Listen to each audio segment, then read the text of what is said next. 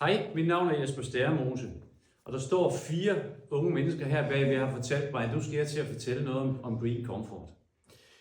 Det er egentlig ikke så svært, fordi det er mit 5. barn. Startede i 1994 ud fra ideen om, at vi ville lave støddæmpende såler til industrien. Og det gjorde vi jo også i nogle år, men så var det brugerne af de her fantastiske såler, som sagde, kan I ikke lave nogle sko? Og det gik vi så i gang med.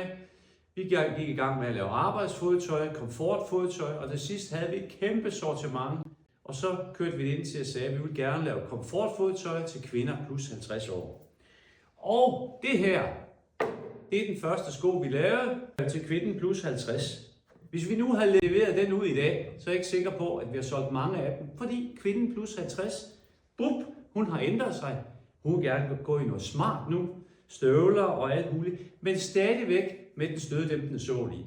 Så det er DNA'en i alt, hvad vi gør, og jeg kunne fortælle meget mere om det, men det kan I gå ind og se på vores hjemmeside eller andre steder.